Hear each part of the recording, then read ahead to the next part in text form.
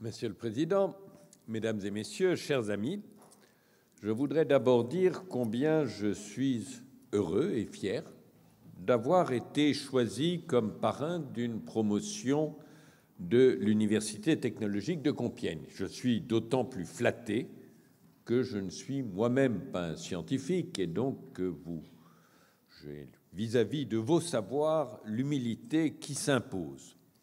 Alors l'UTC, c'est une institution dont j'ai toujours entendu dire les mérites, les qualités.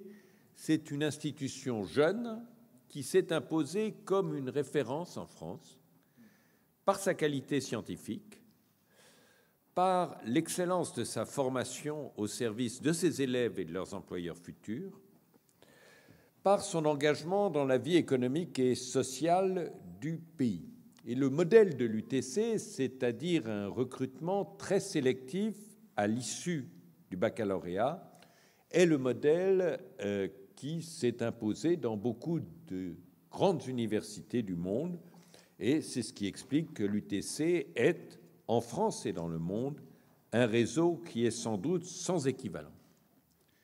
Mes responsabilités de commissaire général à l'investissement m'ont donné le privilège d'étudier de plus près, de connaître mieux l'UTC et de contribuer à son développement, puisque l'UTC bénéficie de dotations du programme d'investissement d'avenir au titre à la fois d'elle-même comme institution d'excellence, mais de laboratoire d'excellence, d'institution qui assure la transition entre la recherche universitaire et l'économie.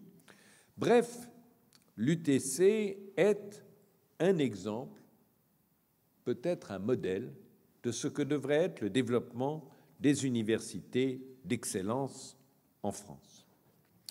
Alors, le cœur de mon discours, qui répond à la demande qui m'a été faite, c'est de vous parler de mon parcours et de vous donner des conseils. C'est un exercice qui peut être fastidieux pour les auditeurs, et donc j'essaierai d'être un tout petit peu bref. D'abord, mon parcours. Au fond, ce parcours a été marqué par le fait que j'ai eu beaucoup de rencontres heureuses et de chances heureuses qui, franchement, n'étaient absolument pas programmées dans ma vie. Et je vous le dis, au fond, vous avez tous en tête des plans pour votre avenir, mais au fond, les plans ne se réalisent jamais comme on les croit. Quelquefois, ça va mieux, quelquefois, ça va plus mal, quelquefois, on a beaucoup de chance, quelquefois, on en a moins. Moi, je dois dire que j'en ai eu beaucoup.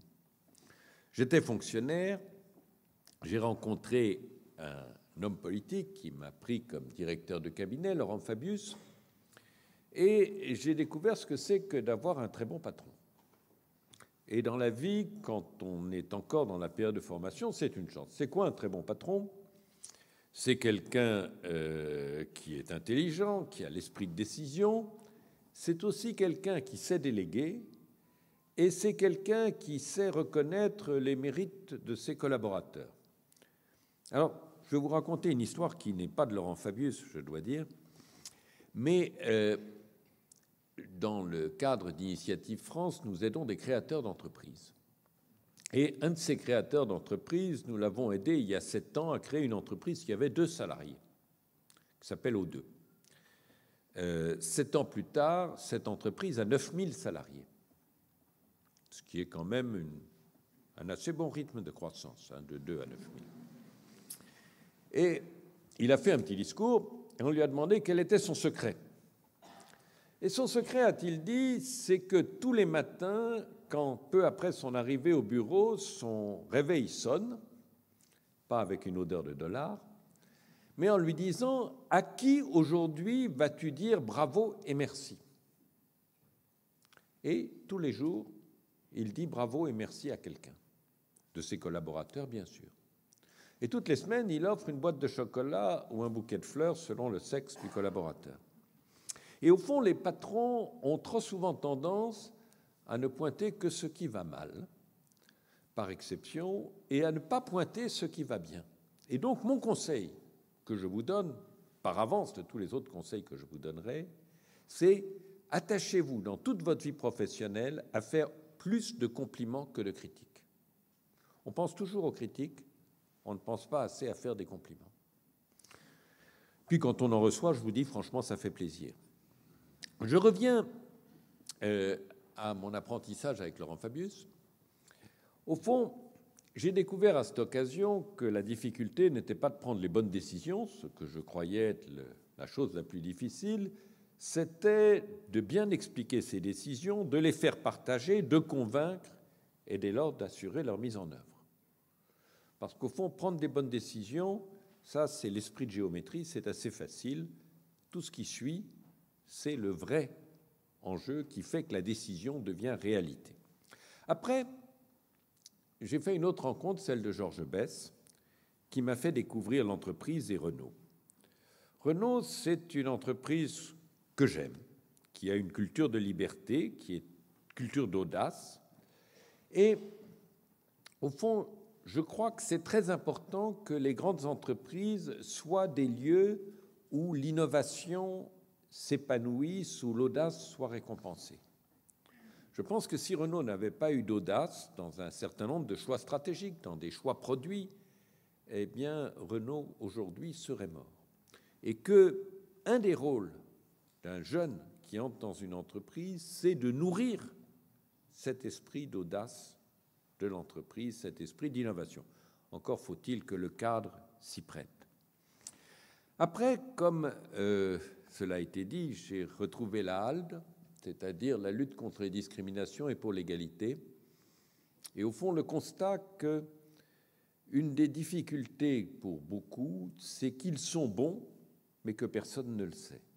C'est-à-dire qu'il faut assurer non pas seulement que ceux qui sont reconnus comme bons réussissent, mais il faut veiller à ce que nous n'ayons pas des grilles devant nos yeux, des masques qui nous empêchent de reconnaître les capacités, les compétences de gens qui ont un langage un peu différent du nôtre, une culture un peu différente de la nôtre, des codes un peu différents des nôtres, ou qui n'ont pas les réseaux que nous pouvons avoir. Voilà ce que je voulais dire sur ce parcours. Et maintenant, j'en viens au conseil.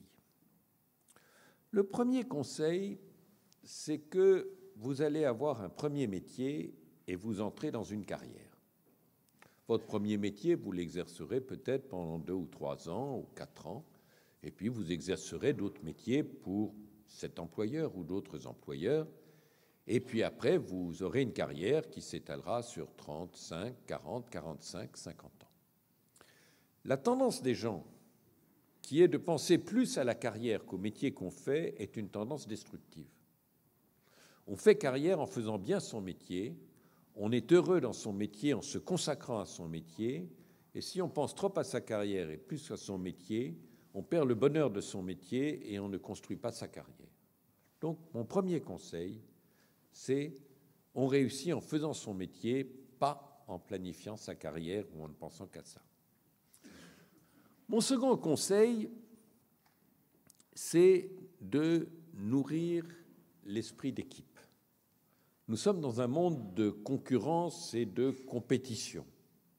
Le système français, comme tous les systèmes, est un système qui est construit sur des compétitions, une compétition mondiale, une compétition entre entreprises, une compétition entre pays.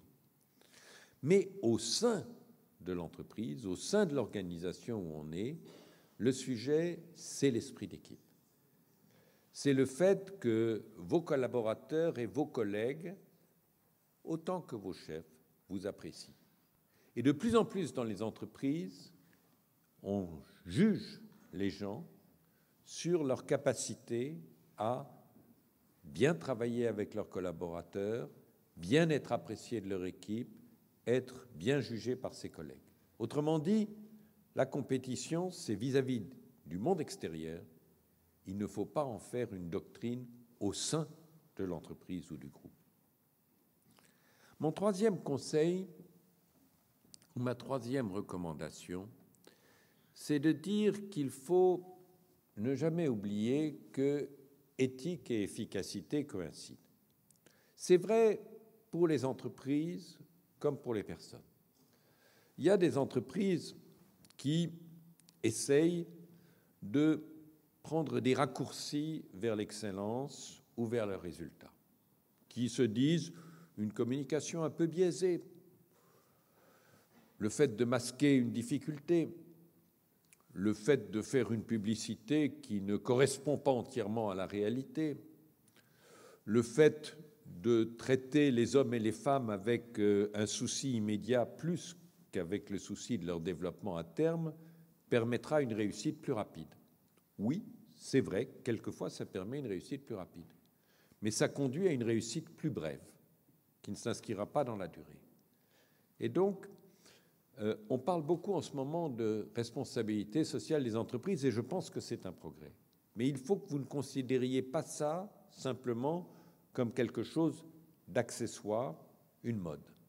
L'éthique doit être au centre de votre vie professionnelle, comme ça doit être une valeur centrale de votre entreprise, au même titre que les valeurs que le président Storck a citées tout à l'heure.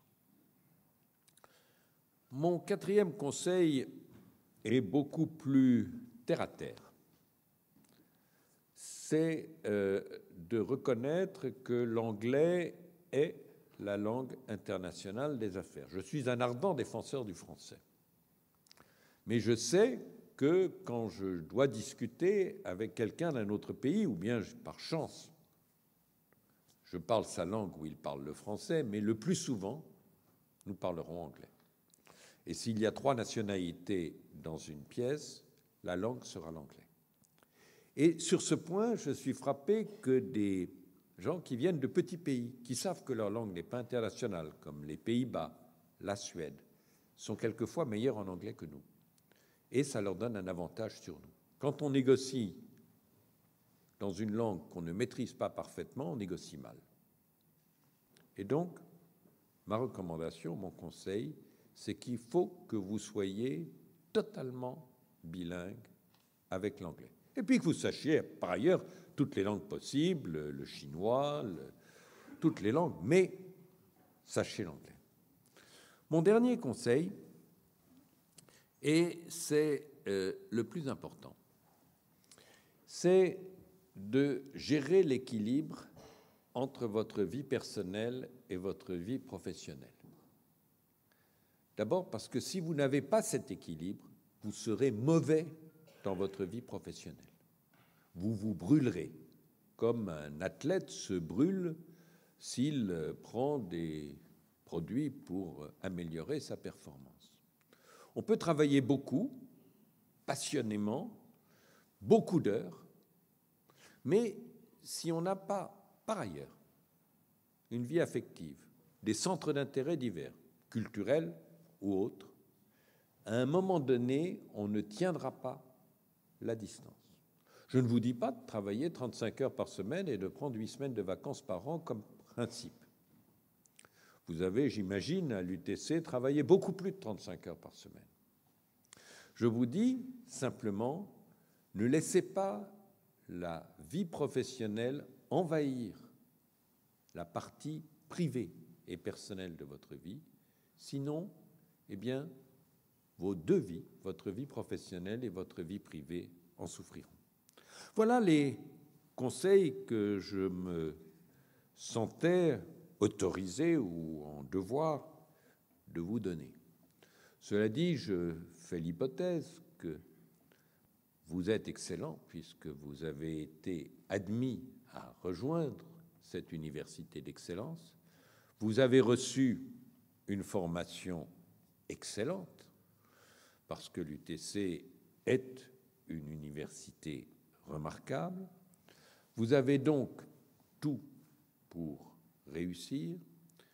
Vous avez aussi la chance d'avoir un diplôme qui vous assure une visibilité qui fait que les gens savent que vous êtes bon.